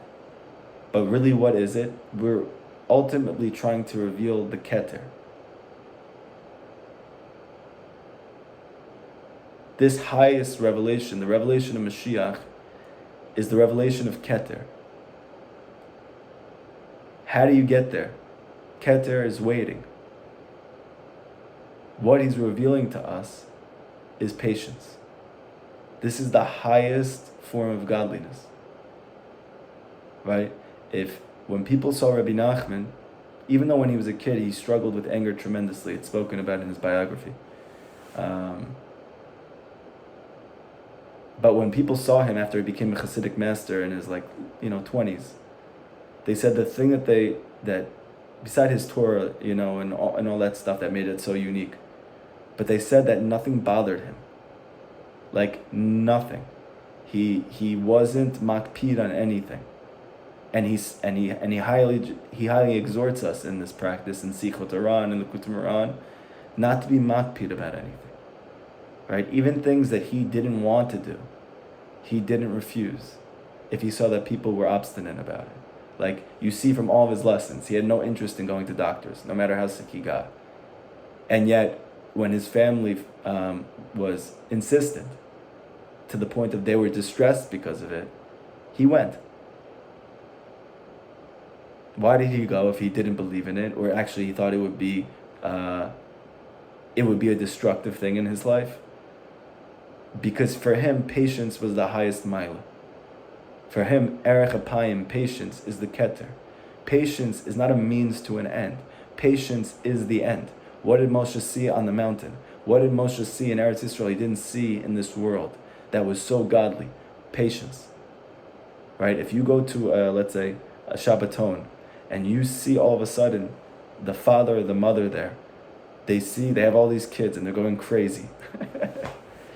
And you grew up in a house with, 2 kids and a dog. And every little thing got your parents unnerved.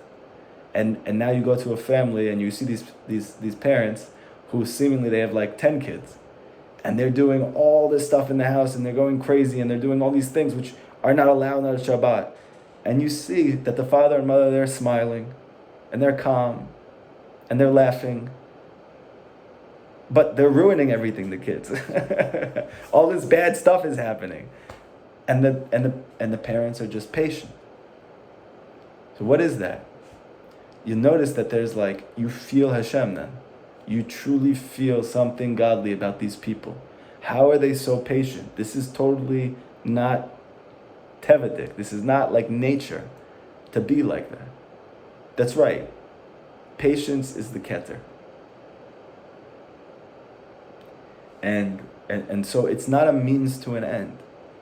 It's like, for instance, I want to learn Torah. Why? Because I want the wisdom of Torah. So that's like Chokhmah, Bina, and Dat, that I should know Hashem. We think that that's the highest. And then below that, we have these emotional faculties, this working out of different elements of my life. My ability to be kind, my ability to have self-control, my ability to be perseverant and to endure, my ability to have gratitude, right? All these different things. And then we have Malchut, belief, right? Amunah Pashut, the simple belief. But what's Keter? Keter is higher than all of those things. Keter is the unknowable head. Keter is something which is in relationship to that which is beneath it. That what's beneath it doesn't even exist anymore. What is that? That's what Moshe saw in Eretz Yisrael. Patience. So these things that we feel nothing's really happening. But we're afforded now patience.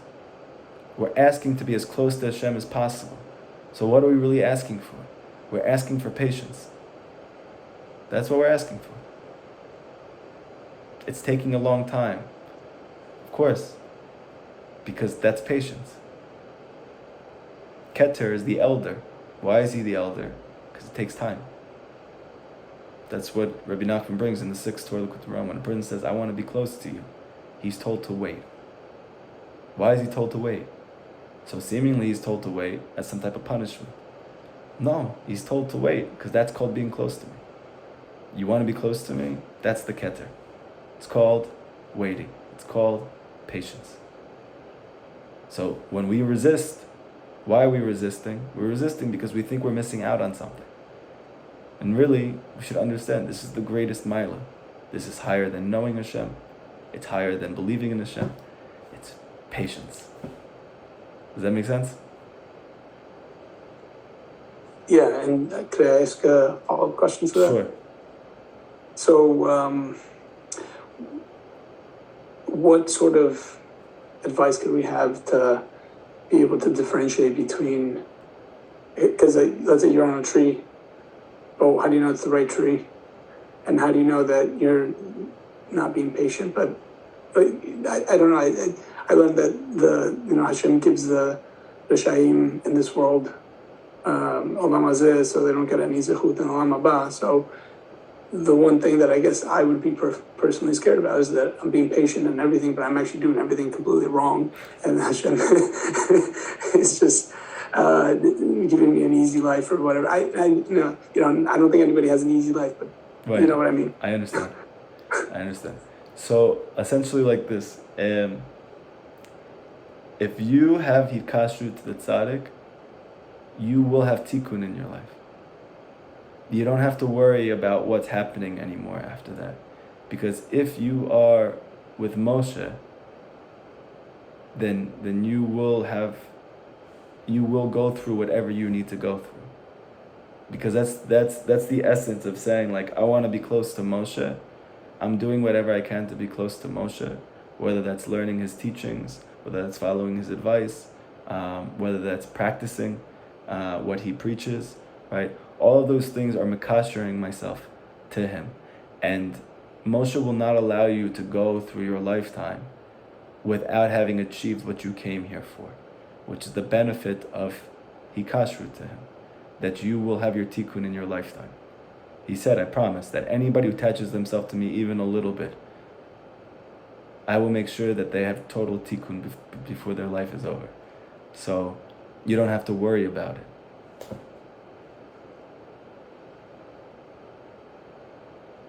Now, if you fall off, right, and if you say, I don't want that, right, I don't want to learn his teachings, I don't want to practice his advice. So then, if I don't have that relationship, so then yeah, it could be that I don't have my tikkun. But you can't have that relationship and miss out. You will go through whatever it is that you need to go through. For some people, that means being persistent and stubborn in the face of difficulties.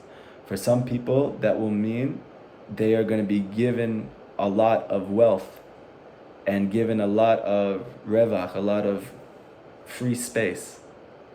Why? Because I'm actually supposed to use this time to really try to grow spiritually, to make steps in my learning, to make steps and take time to do hibodedut, right?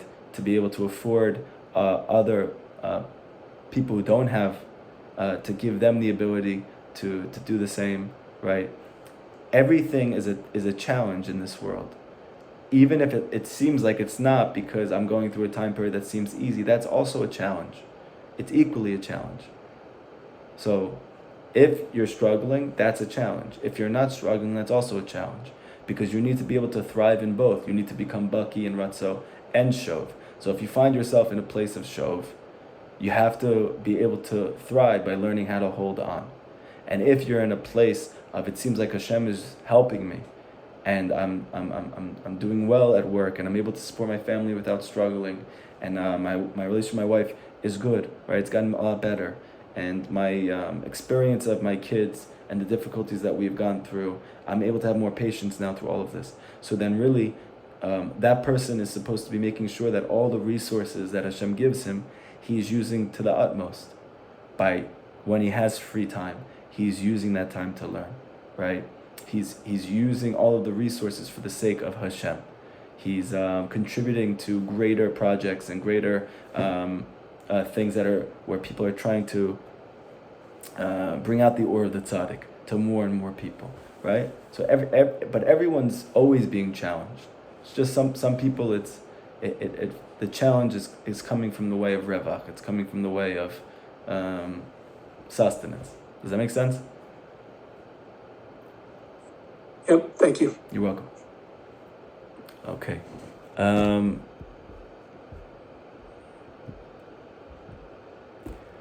So one last question here.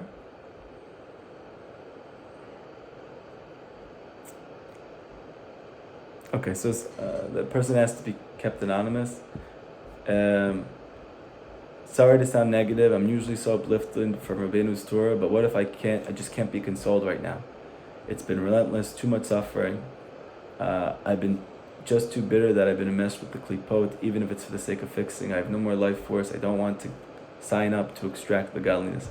What would you suggest? Basically, how does one achieve patience when they run out of resources and feel defeated from all the efforts without any results?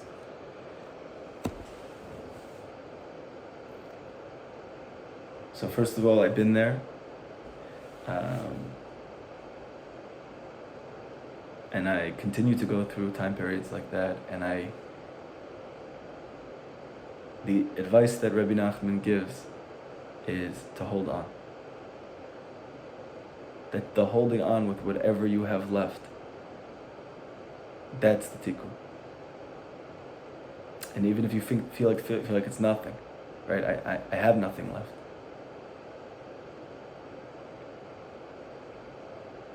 But you do. Because you have to believe that whatever breaking seemingly is taking place is really your healing.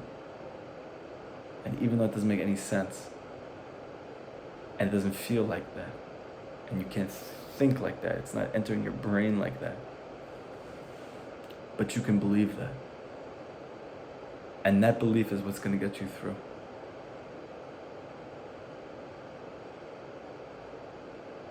Rabbi Nachman says that it's for the sake of those few truly kosher Jews that at the end of time will try in the face of all this adversity to simply hold on. That there's going to be geula for everybody. There's going to be redemption for everybody. And so, back to that Torah lesson that we learned in the second lesson, the story of Rabbi Bar Chana, where there is this, Rabbi Bar Chana is going into the ocean, and he sees that there's dry land, and there's sand like a beach, and he gets on the back and he starts to cook and to bake food on there. And then eventually, when the grill heats up so much, then the land that he's on flips over. And he sees that this whole time he was actually on the back of a fish. Okay? So Rabbi Nachman says, what is this all talking about? So he says there that there are people that make a grave error, and they think this exile is so protracted. It's going on for so long. I'm continuously exerting effort and not feeling like there's changes that are being made. And that person can make this tremendous error and think to themselves, chas v'shalom, that all of this effort is in vain. And in reality, what you feel like is this dry land is really sand, meaning all of your efforts, particles of sand on the back of this fish.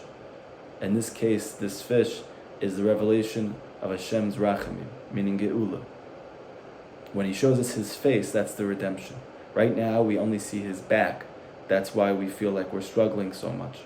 And then our efforts in trying to connect to Hashem in that place is like the sand on his back.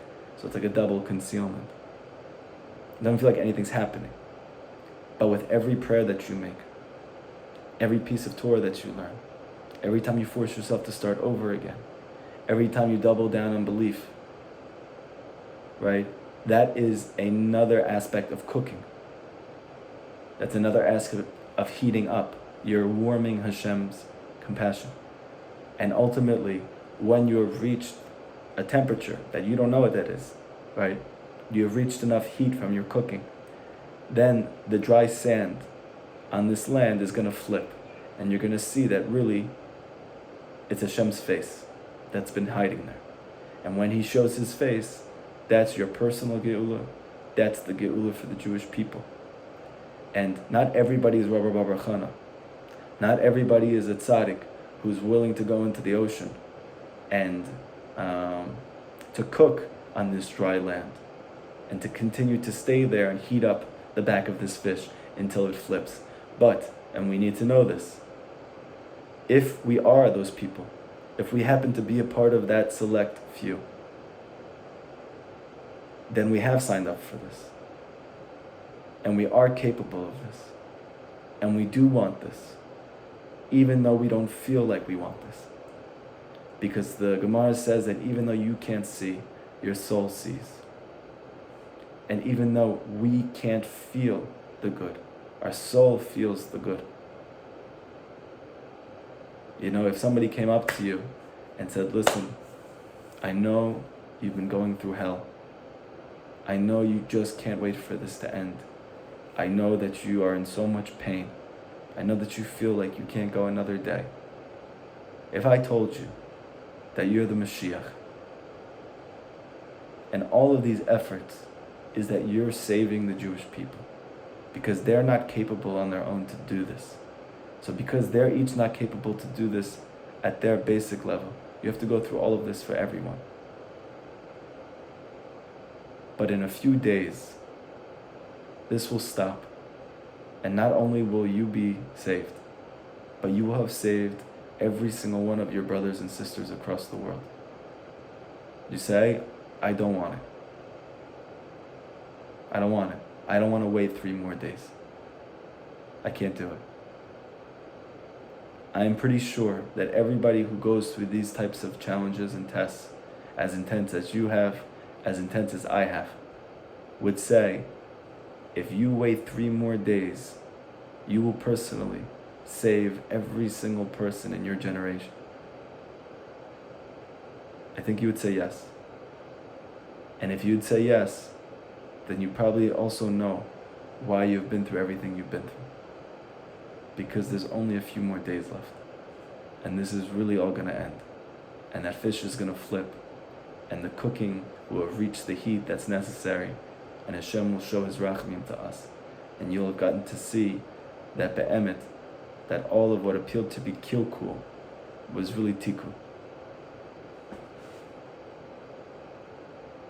I hope that gives you chizuk.